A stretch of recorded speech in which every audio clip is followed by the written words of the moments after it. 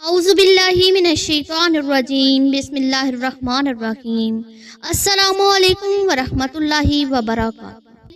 سامعین کرام، آج کا دن صرف ایک تاریخ نہیں، صرف ایک لمحہ نہیں، بلکہ ایک عہد ہے، ایک للکار ہے، ایک للکار جو دشمن کے سینے میں خوف پیدا کرتی ہے۔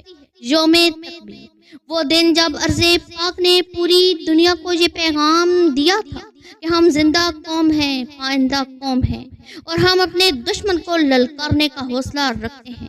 28 مئی 1998، وہ لمحہ جب پاکستان نے ایٹمی دھماکے کر کے نہ صرف دشمن کی سازشوں کو خاک میں ملایا، بلکہ امت مسلمہ کے لیے امید کی شمع روشن کی۔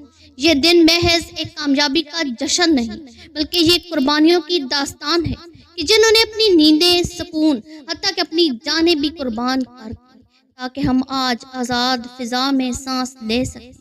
لیکن آج جب ہم یوم تکبیر مناتے ہیں، ایک درد بھی ہمارے دلوں میں چھپا بیٹھا ہے۔ غزہ کا درد، فلسطین کا درد، مظلومین غزہ کا دکھ۔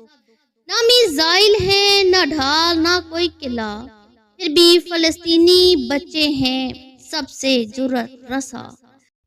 ہم نے ایٹم بنایا جو دنیا نے دیکھ لیا، انہوں نے صبر دکھایا جو رب نے جان لیا۔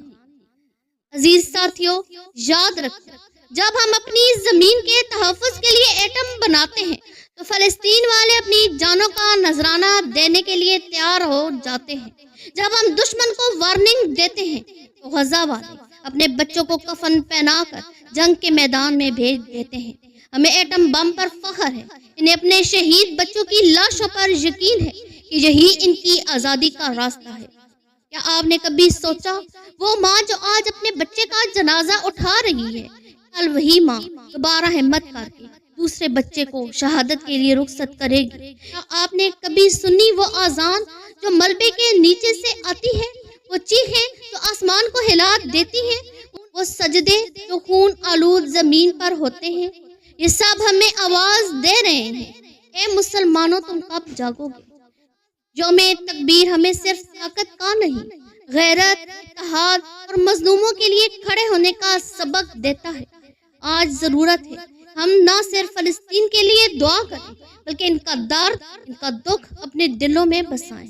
ہم نہ صرف دشمن کی مصنوعات کا بائیکاٹ کریں، بلکہ اپنے عمل سے دنیا کو دکھائیں کہ ہم ایک امت ہیں، ایک جسم کی مانند۔ اگر ایک حصہ زخمی ہو تو سارا جسم تڑپ اٹھے۔